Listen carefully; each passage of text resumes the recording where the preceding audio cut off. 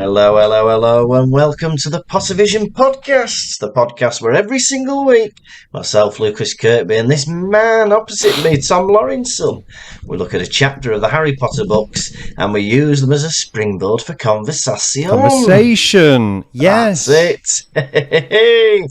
This week we're on episode 89 and we're on chapter 32 of The Goblet of Fire, Flesh, Blood and Bone. Exactly. Tom, how are you, my friend? I'm all right. How do I look? You look absolutely fabulous. You look like you've been away, but you're now recovered. Oh, I wouldn't say that. How are things in Germany?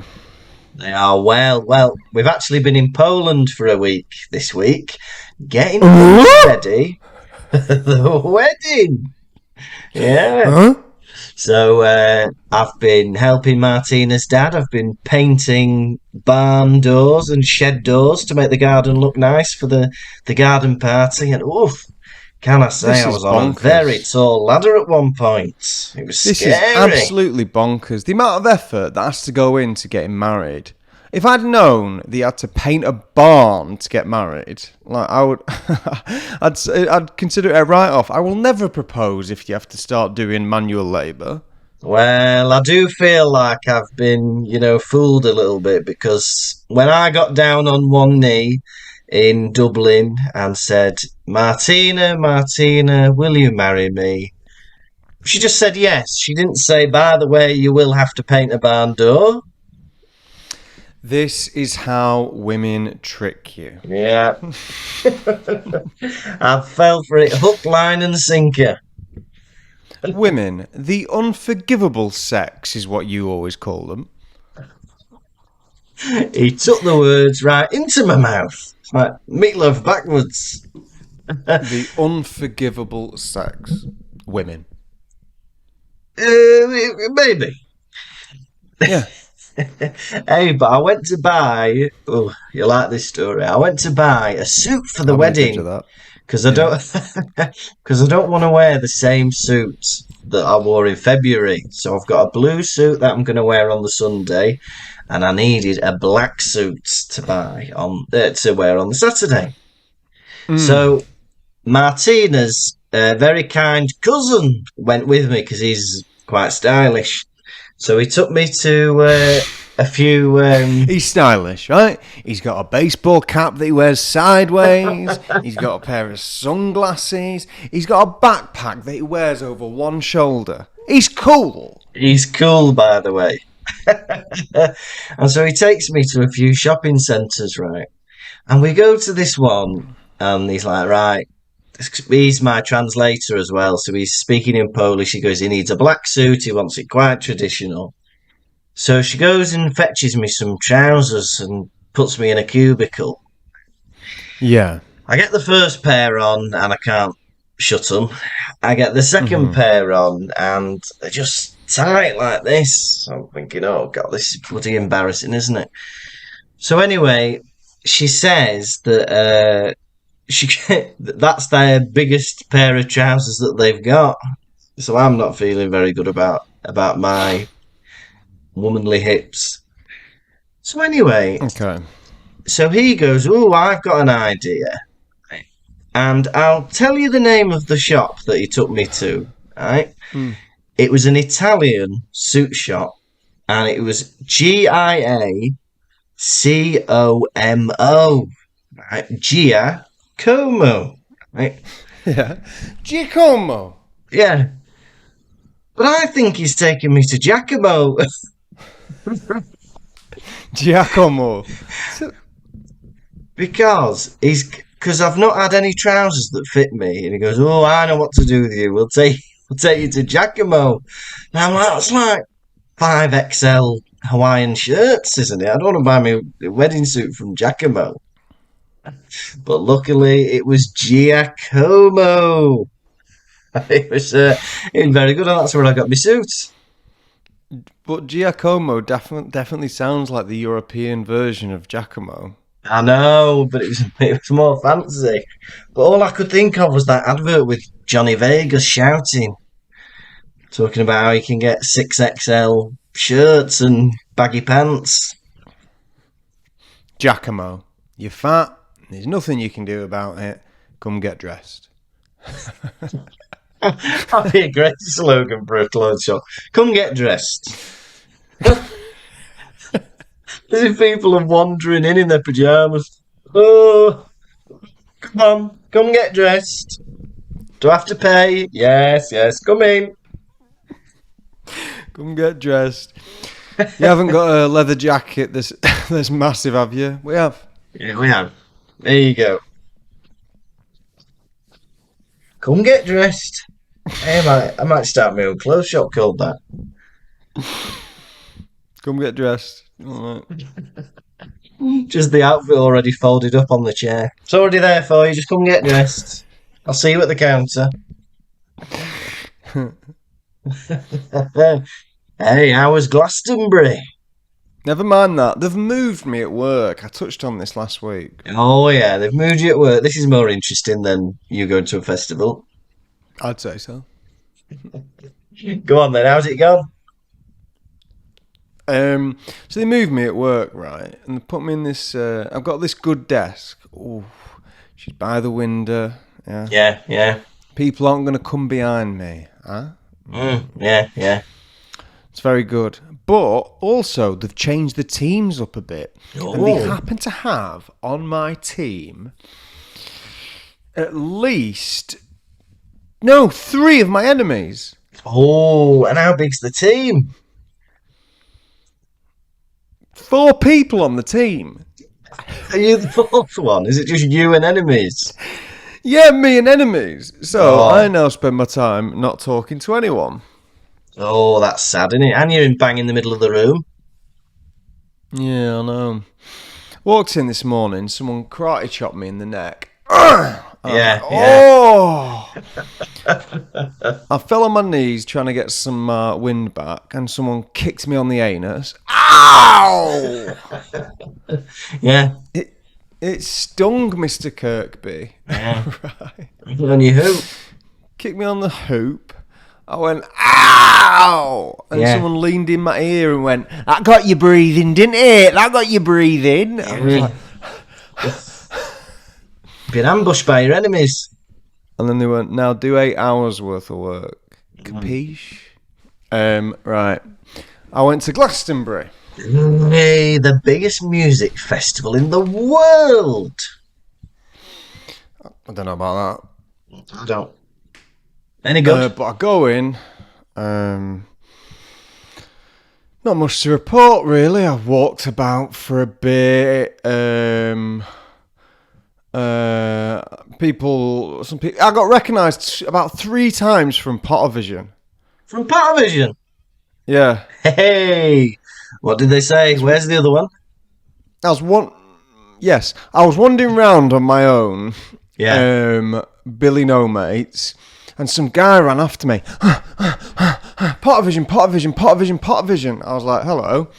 Yeah. And I chatted to this guy for a bit, and I said, can I come hang out with you and your mates? And he said, no.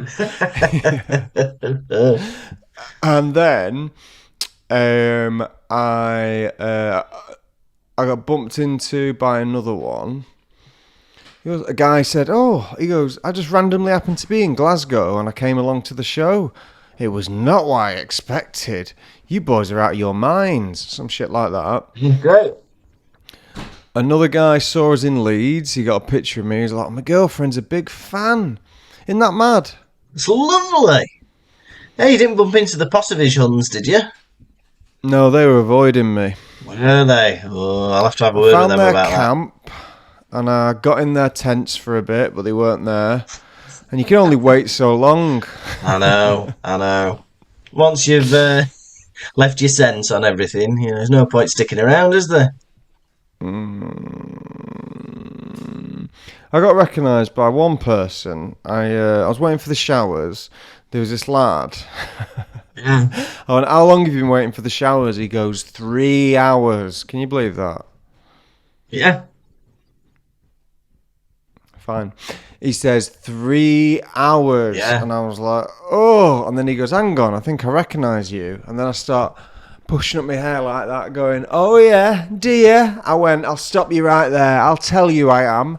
I said, I'm famous. I said, I'm one of the Pottervision boys, yeah? I said, I'm an international man of mystery. I'm Austin Powers. And I said, and sometimes I put daft little videos on the internet. And he goes, no. He goes, you're friends with my cousin Adam. Brilliant. Hey, well, I'll tell you, I got recognised when I was in Poland. Oh, yeah, tell me more. Did they put up a fight? Hey, well, I got recognised in Poland by Martina's family, who I've met before. Hello, Martina's dad. Hello, Martina's mum. They knew who I was. I can't lie. Hello, Martina's cousin. I love your Converse trainers. They're a throwback. Hey, I had to wear Converse trainers for my sister's wedding. All the groomsmen had to wear Converse trainers, and Alan wore them as well. That's lovely. It's lovely, isn't it? But don't worry, for my wedding, everybody will be wearing jelly shoes. And for my wedding, everyone will be wearing a jumbo thong bikini. It's a jumbo thong. It's a jumbo thong bikini. Oh, that's exciting. When's Jerry Berry's wedding, do you know? Year or some shit. You're getting married awfully soon, aren't you? It's very soon. I believe the first day, the kind of garden party, is 2 months today. Oh. Have you got your fancy dress sorted? Yeah. Yeah, very good. Do you know what it is? Yeah, go on. I'm going as Martina's cool cousin. That's brilliant. Oh no, he's already going as that. You can't go as the same. I'm going to go as the Simpsons. All of them. Hey, Homer! Oh, Marge! Dad! Get off my shoe! Let me do my homework!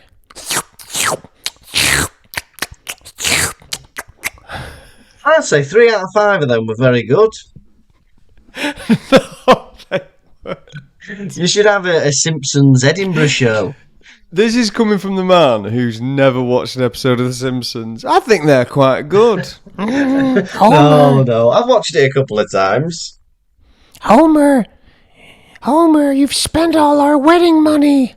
Oh, Homie. Homie. Oh, Marge, I love you. It's mad, isn't it? I used to collect those. I think everyone our age tried to collect these Simpsons magnets, where there were 5 of them, and if you put them all together, it was all of them on a couch. I know. And once you had them all, you could just look at that. Look at that. It's The Simpsons on my fridge.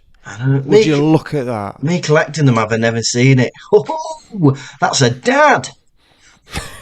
Ooh, that's a dog. How many more are there, Dad?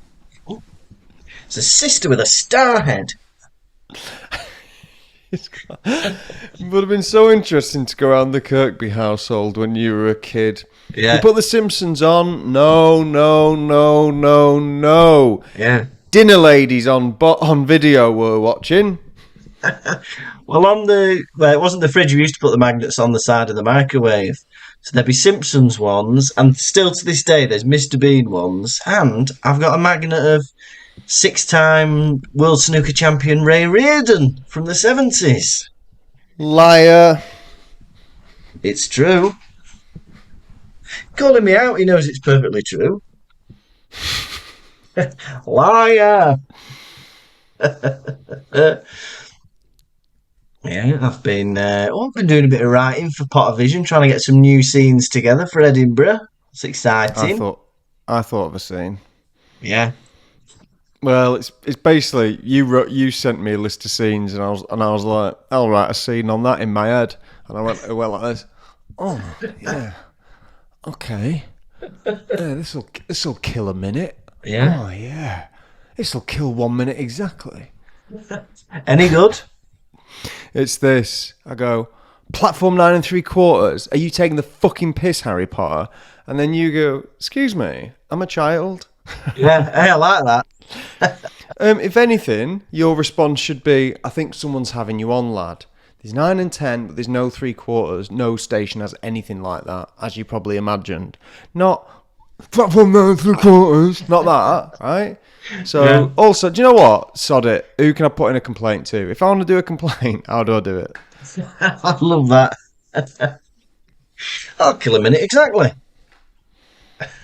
Yeah. Now, Tom, do you have any more updates for us?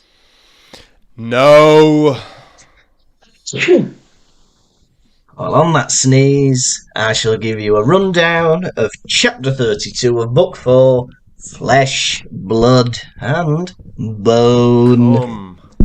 Suddenly, Harry, it's the new word for the two of them. It's Harry and Cedric. It's Hadrick. So Harry and Cedric, they're in a graveyard and it's scary. And who should be there but Wormtail with baby Voldemort swaddled in robes. Next minute he goes, kill the and then Wormtail kills Cedric Diggory dead. And he's gone from Cedric to Dedrick. Next minute, Wormtail is binding and gagging Harry, tying him to Voldemort's daddy's grave, and he gets a cauldron out. He's got bone of the father, he's got flesh of the servants, and he cuts Harry's arm, and he's got blood of the enemy.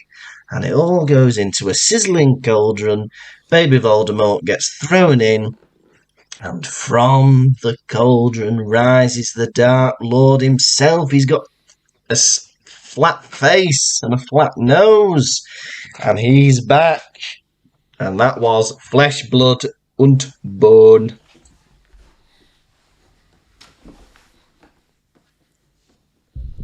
That was lovely. What, the lie down you just had? You had a nice lie down. Listeners, I don't know what he's talking about. I think I might be right. I've come in sat cross-legged. I've got no back support to get the good lighting by the window. Yeah, very nice. I think I'm right in saying this is the shortest chapter we've had in the whole series. It's about 7 pages. I have to say, Lucas, I am grateful.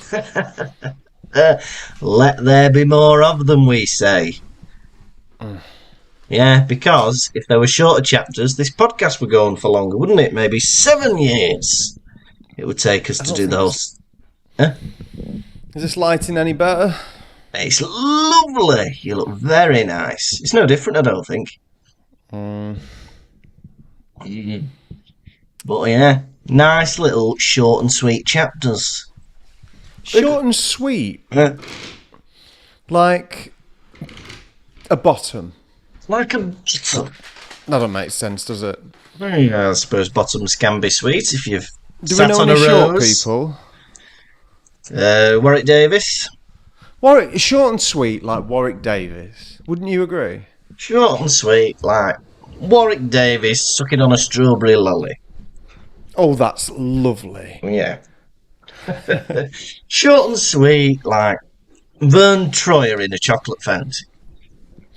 Short and sweet like Harry Potter, Daniel Radcliffe, running around naked in a live performance of Equus. Oh, come on, when are you doing that again, Daniel? Go on, Daniel. Shag that horse again in front of people. Though it's getting smutty, this. He didn't do that. I thought he just got nude. I don't know. It can't be Barbie that he had relations with a horse. But let me tell you this. Yeah. The scene starts. Harry's got a poorly leg. Oh, he got poor leg, isn't he? Harry's got a poorly leg. Yeah. You're on. You're on. He's got a poorly leg. Harry's got a poorly leg. And isn't that tough, right? In their heads, the challenge is still happening. The task is still happening. All right, I guess the trophy's a portkey. Oh my God, this challenge 3. I tell you what, the first one was hard. You got to fight a dragon. Second one, you got to breathe underwater. Third one, you've got to defeat the Dark Lord. Bloody hell! Hey, look, we haven't had this tournament for 700 years. You've got to be back with a bang. Eh? Dragon, mermaids, the Dark Lord. It's the Dark Lord, Well, right? because really, it's like, I think a dragon's still probably the hardest task. The third one should be the hardest, not going round a maze. Oh, we have to get a riddle. Flaming Dragon task 1. Bring out the Dark Lord, or at least one of his biggest supporters. Just a room full of Dementors or something. That should be the final task. The boss battle. Room full of boggarts. In a room full of boggarts. Yeah. It would be harrowing, wouldn't it? Like, I think in this, the book is a lot more scary than the film. Kill the spare. Yeah. Oh yeah. It is and then scary. He stares into Cedric's dead eyes and his gawped expression. Like, Yeah. that is awful. In the film, you see a shot of that, but a lot of the time, you don't understand something until it is spelled out for you. Yeah. You think he might just be frozen or something. Because you saw that with Neville Longbottom, didn't you? Petrificus Totalis, where he just went, and then he had his eyes open on the floor. Yeah. But yeah, it's the killing curse of Adacadabra. Hey, but before that, they get the wands out ready, don't they? Yeah. Even though in their minds there's still a chance that they've been portkeyed to the awards ceremony. They've got it cocked and loaded, ready for the trophy presentation. Hey, very hard to shake a bottle of champagne when you got a gun in your hand, isn't it?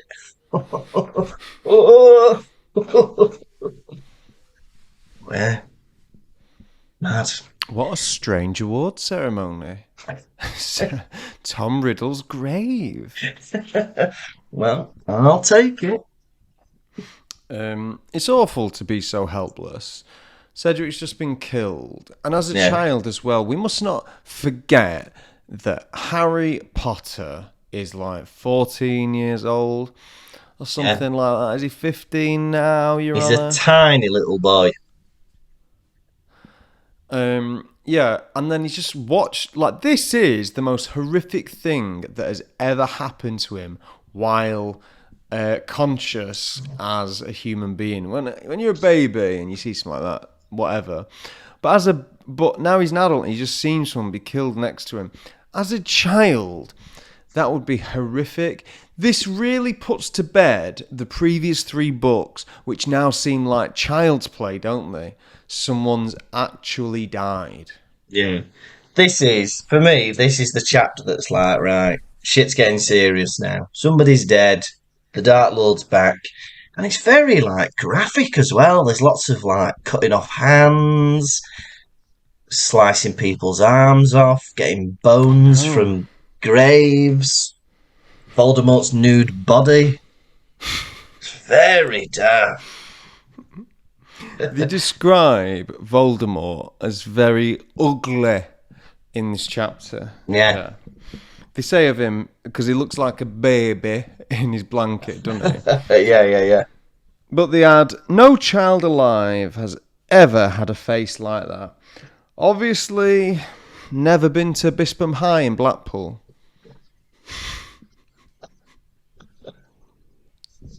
They're 10 a penny in Bispam High.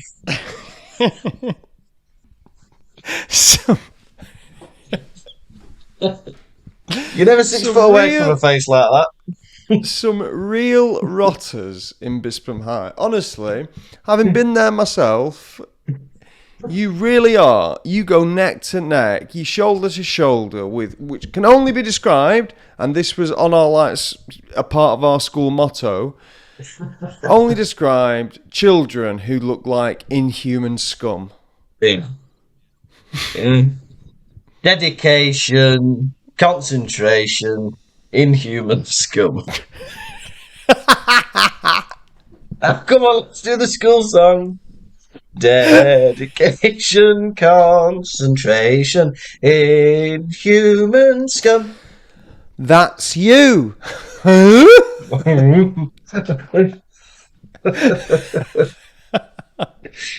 Now, this bit where Cedric gets killed, right? When you get drawn into a book, but then something distracts you or something clicks you out of the reality of the book. So it was awful. Cedric Diggory's been killed, right? And I was like, bloody hell. But then I had to laugh at the fact that he was spread-eagled on the floor. She loves having characters spread-eagled, doesn't she? It looks like he's ready for a Thai massage, the lad. He was in the most vulnerable position you could imagine. The boy was spread eagle. Huh? His legs were separated. His arms were separated. He was dead. It's safe to say you could do what you want to him. He's dead. He's spread eagled.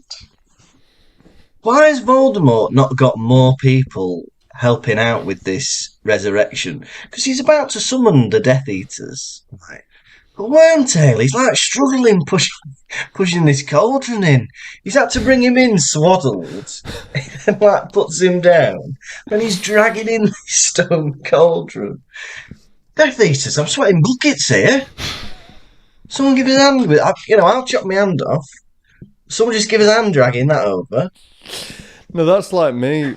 I never want any help. Yeah. I'd rather do something myself just to spite myself. I call it my punishment. Yeah. Like anytime I've moved house, I've always done it myself. I'll never ask anyone because I think I don't want to owe anyone a single favour. It's like during Pottervision. Have you noticed I always say my own lines? I never ask you to say any of my lines. Yeah, you're very good with that. I've offered. Having said that, I think some of my lines have transferred to you because I refuse to say them. Over the years, there was a line once where you go, and then you point at me and say Greg Wallace. And I was like, no. That gets a good laugh, that. Have it. Thank you. Yeah, we were thinking about the possibility of doing a show in Munich, maybe, because there's like a comedy club that does English comedy nights. And I was thinking about Greg Wallace. I was like, we'll have to Google some bald German celebrity with glasses. Say his name. Goebbels? Look to the audience, eh? Heinrich Himmler? Well, that's all we know.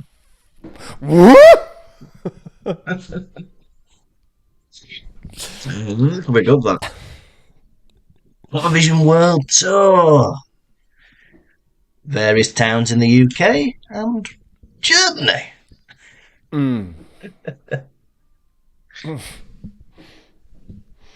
So, part of the potion to get Voldemort back to life, you require blood of the enemy. Yeah. And I thought to myself, Lucas, should you ever be in a position where we need to regenerate you, this is the one place that we would struggle to get, because you do not have a single enemy. Because you, Lucas Kirkby, love every single man, woman and child on this earth, yeah? If someone asked you for it, you would give them all of your fortunes of money. You would let any vagabond, like homeless person, or just General Scally share your bed with you should they need. So you would never be able to find the blood of your enemy. Couldn't have said it better myself. Let me just cross out that point from my notes. Whereas you, I wouldn't know where to begin.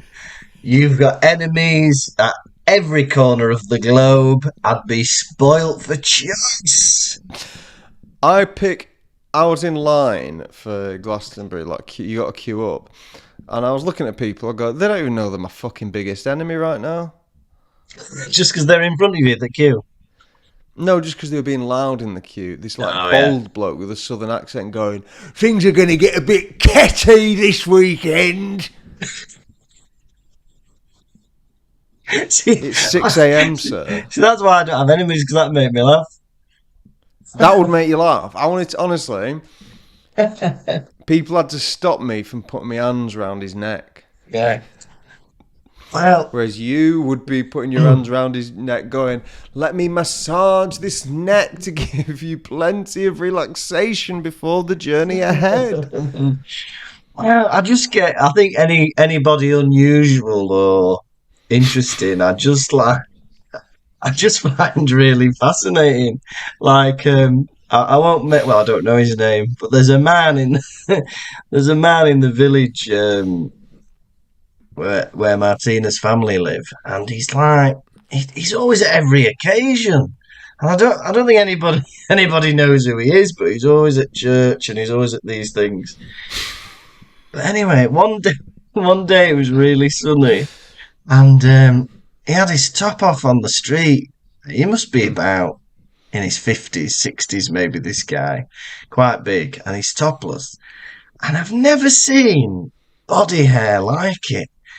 He had his belly was completely bald, but then he had like a hairy brow over his moves, but it was like so perfectly shaped. It was like a hairy bikini. You're sat there looking at him. Honestly, every time I walk down that street, I'm hoping to see him. You really are on the hippo that is monsters of this earth. You are the bird on top of the on their back, grooming them. I'm sat in a crocodile's agape mouth, cleaning its teeth. That is the best description for you. That's me. Right? And I hope you include that in the wedding speech. Whereas I am one of them monkeys that goes like this. Woo, woo, woo. I love them. Howler monkeys, I believe they're called. I like them. Yeah, they don't give a very nice description of Voldemort. Just going into it in a bit more detail. It says he's ugly, slimy, and blind.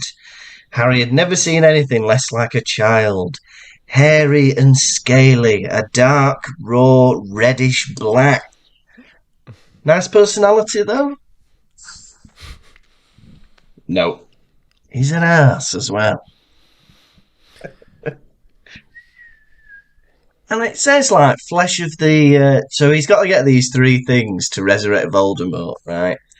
Bone of the father. A little bit of dust comes out from the grave. Blood of the enemy. He only gets a few drops of blood from Harry. Flesh of the servant. Cut me whole hand off. Wormtail, I only needed a flake of skin. What? Like you needed me whole hand or something. Have we ever said that? You could. Why would you assume it was your whole hand? Oh, I wish you'd said. Oh, cut me whole fucking hand off. There's never any specific thing in the ritual that says how much flesh. The things that you could cut off before your hand, your ears. Yeah, cut off an earlobe or something. A toe. Yeah. What about your appendix? You don't need that. You cock and bollocks. Your milk and colics. What about your He's not using tonsils? them, is he? No. No.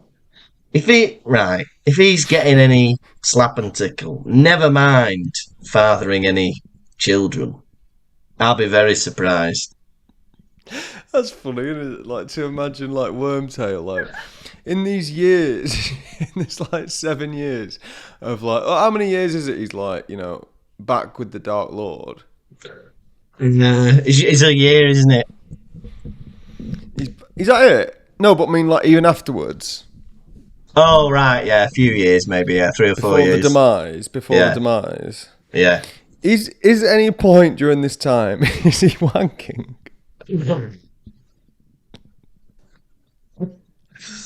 Where have you been, Wormtail?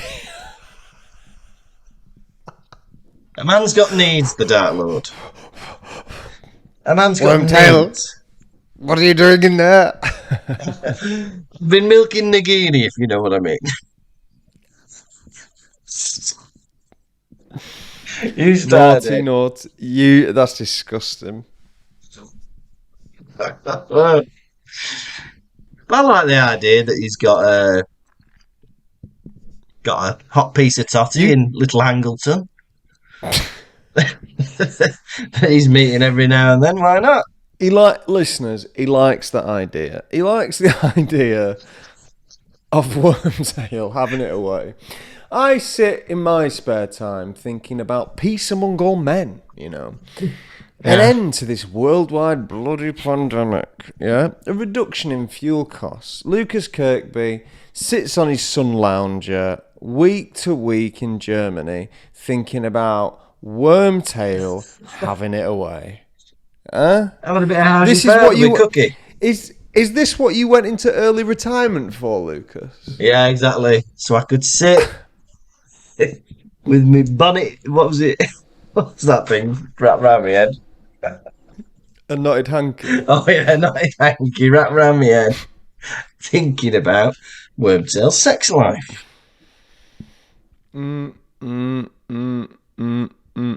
Did we ever say what our nicknames would be if we were part of the Padfoot and Prongs crew? No. So first, we've got to say, what would our dream animagi be? Okay. What would yours be? I would like to be a sly old fox. Fox. Okay. So,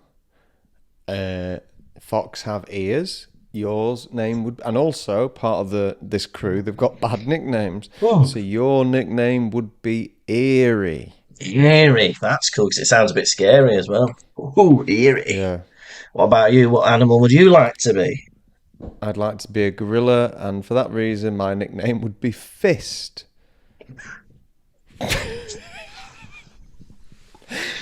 And Fists. well, let's get 4 together. What do we think Lewis would turn into? Friend of the show, Lewis Shaw. Lewis would turn into a goldfish, and his nickname would be Goldie. Goldie. And then one final one. What about Lucy? What animal would she be? She would be a falcon, and her name would be Beaky. So we've got Beaky, Goldie, Eerie, and Fist. What would Martina be? She would be a beautiful swan. And I'd call her Beaky.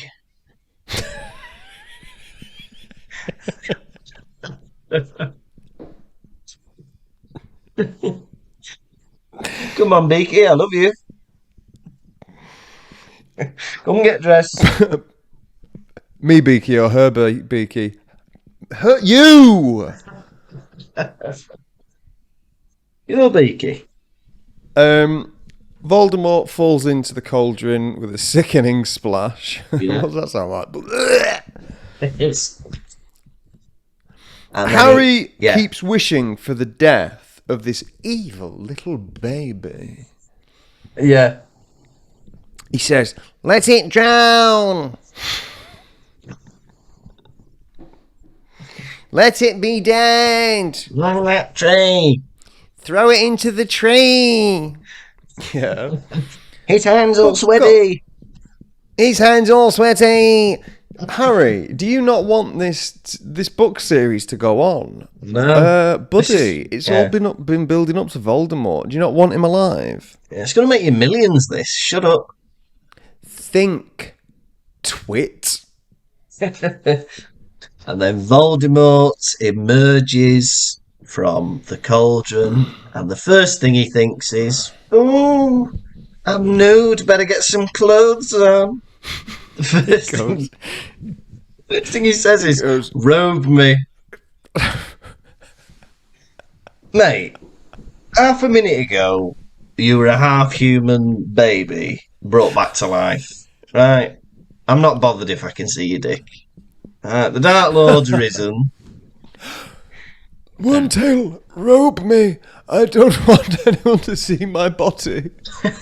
We've all seen it already. We've seen it now. You might as well stay like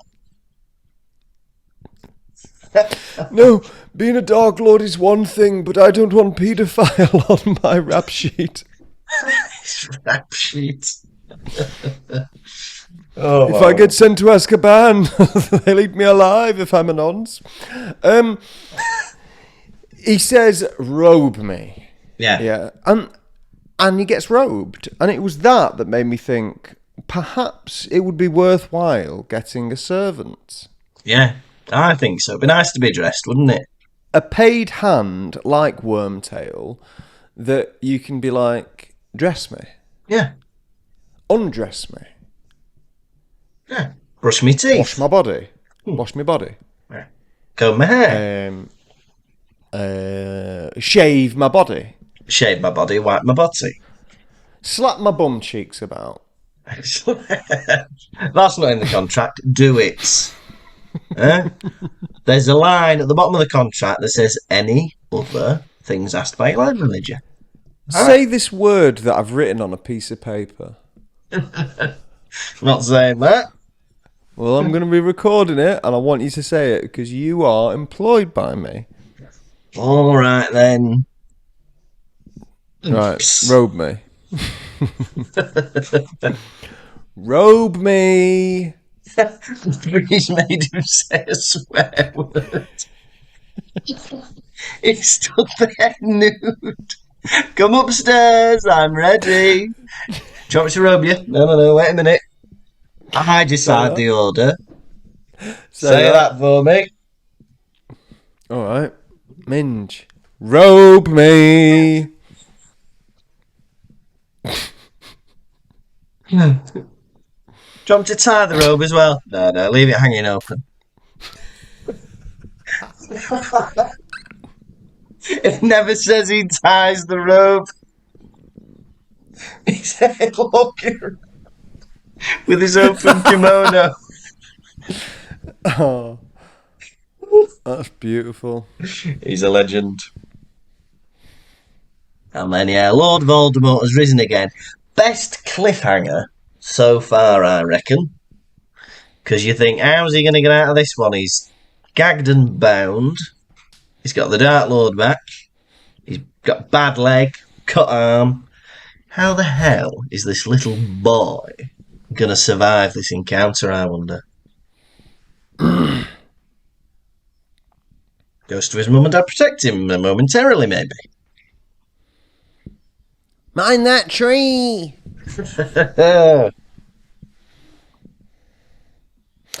Right. How many untied robes of a reanimated man are you going to give this chapter out of 5? Do you know what? It was short, but it was sweet, like we said. I really enjoyed it. We've gone really bloody dark. There was lots of gore, really. Hands being cut off, arms being sliced open, people being brutally murdered. Cedric Diggory is dead. Can't wait for his dad to find out. I really enjoyed this. I'm going to give this a perfect 5 open-robed, reanimated men out of 5. That's lovely. For many reasons, I am tempted to do the same. It was funny to have both the boys in such... Everyone was vulnerable in this chapter. Vulnerability should Should have been the name of this chapter. One boy was so vulnerable he died. Yeah. Harry was tied up like a Christmas hog. Mm-hmm. Voldemort was a fleshy little ugly baby. Mm-hmm. And he was naked as well when he became a man. Is there anything more vulnerable than being nude? I don't think so. And Wormtail's so vulnerable, he cut off his own arm. Mm. Out of respect of the vulnerability of this chapter, I'm awarding it 5 unopened robes of a reanimated man. We love to hear it. Are you ready for quiz? Yeah. Quiz, quizzicky, quiz, quizzicky, quiz. Cool. Gonna ask you some questions. How well will you? Do quiz, quizzicky, quiz, quoo. Gonna ask you about Harry Potter. Because how well will you do? I'll blow you a kiss. Kiss. Question 1. How was Wormtail's height described? Oh. Squat. No, short. Question 2. What did Harry think Wormtail was carrying? Baby. A baby, correct. Question 3. How far did Wormtail stop Harry and Cedric? How far did he stop from Harry and Cedric? 2 feet. 6 feet. Oof. And finally, what temperature was Voldemort's voice? Temperature. Icy. It was cold. Unfortunately, you have lost the quiz. Quiz, crew. Gonna ask you some questions. How well will you do? Quiz, crew. Gonna ask you about Harry Potter. Lucas, how well will you do? I'll blow you a kiss. Now it is time for the nation's second favourite segment. It's Hedwig's Droppings. We're not alluding to owl poo. We're not alluding to ploppings. We mean the messages that you send in when we allude to Hedwig's Droppings. What's in a beak this week, Cheap? Well, we've had a couple of lovely messages. We've had a message from Bellatrix on the website. She says, hello, Pottervision boys. I love your podcast and would rate it 15 out of 10 if it's possible. I have a question.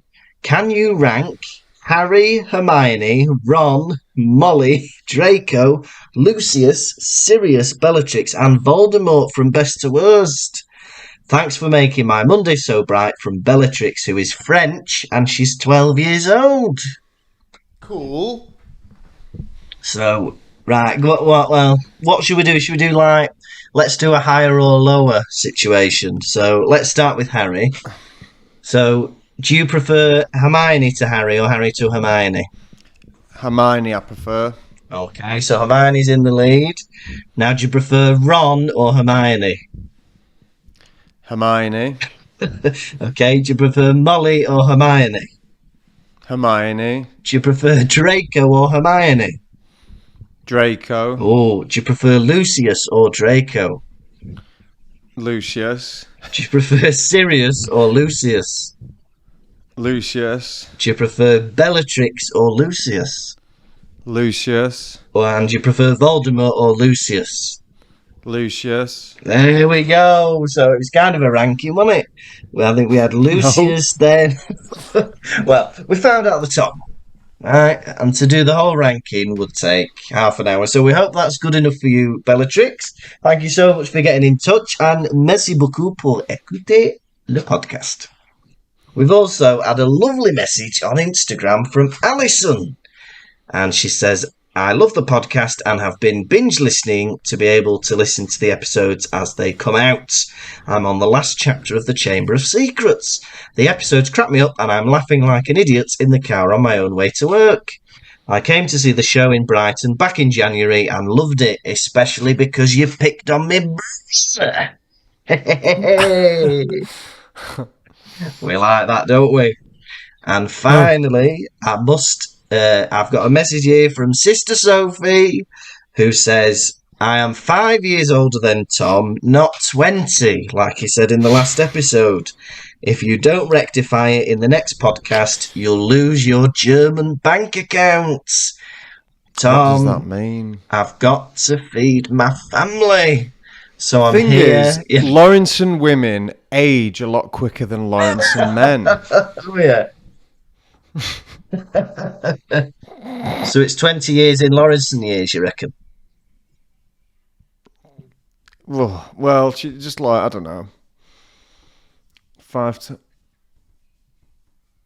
Yeah, I guess so. Well, it all works out. It all works out. So thank you everyone for getting in touch, and that was Hedwig's Droppings. This has been the Pottervision podcast. Thank you so much for listening.